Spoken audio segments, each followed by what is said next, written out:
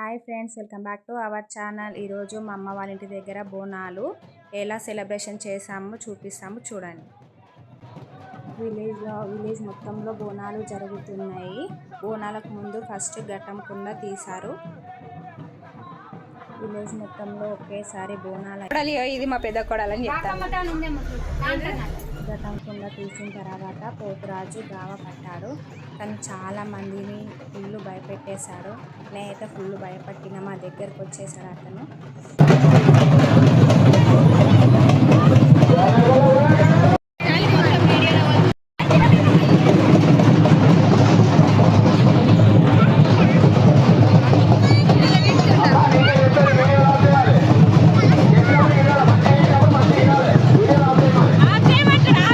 మేము బోనాలు అయితే తయారు చేస్తున్నాము. ఎలా తయారు చేస్తున్నామో చూపిస్తాము చూడండి.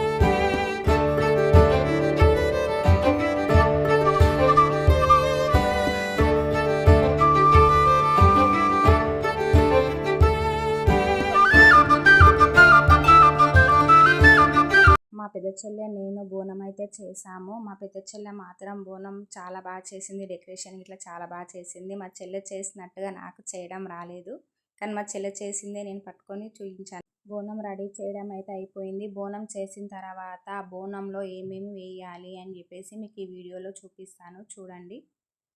బోనం కింద ఉత్తనే పెట్టొద్దన్నమాట. ఒక ఇస్తరాకు వేసి అందులో కొంచెం బియ్యం వేసి బియ్యం పైన బోనం అయితే పెట్టాలి.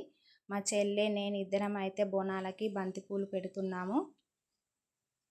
మేము 4 బోనాలు చేసాము. ఎందుకంటే అమ్మ వాళ్ళ ఇంటి దగ్గర బొడ్రాయి పండగ, పోచమ్మ బోనాలు, దుర్గమ్మ బోనాలు. పోచమ్మకు 2 బోనాలు, దుర్గమ్మకు 2 బోనాలు అన్నమాట. పోచమ్మ బోనాలకైతే మేము పసుపన్నం వండినాము. దుర్గమ్మ బోనాలకైతేనేమో బెల్లం అన్నం వండినాము. మా ఛానల్ని ఎవరైతే సబ్స్క్రైబ్ చేసుకోలేదో సబ్స్క్రైబ్ చేసుకోండి, లైక్ చేయండి, షేర్ చేయండి, కామెంట్ చేయండి.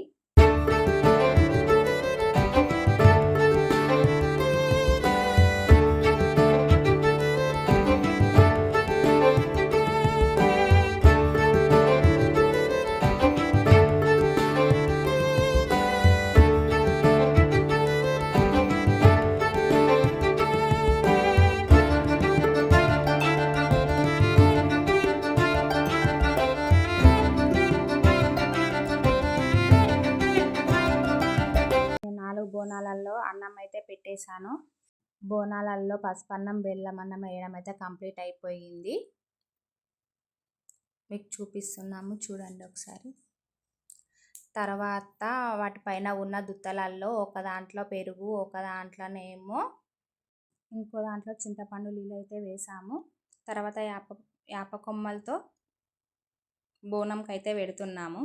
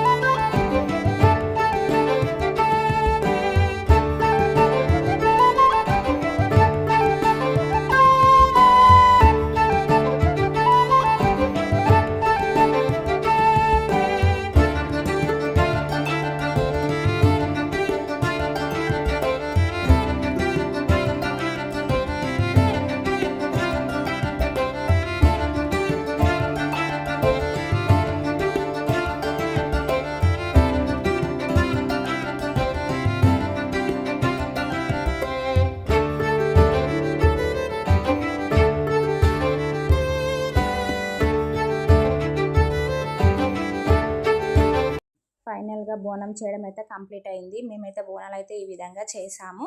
తర్వాత బొడ్రాయికి నీళ్ళు పోయడానికి వెళ్తున్నాము. రాయి చెంబులో నీళ్ళు పోయాలి అని అంటే మేము బొడ్రాయికి రాయి చెంబులో నీళ్ళు పోయడానికి అయితే వెళ్తున్నాము. ఫైనల్గానైతే టెంపుల్ దగ్గరికి అయితే వచ్చాము, బొడ్రాయి దగ్గరికి.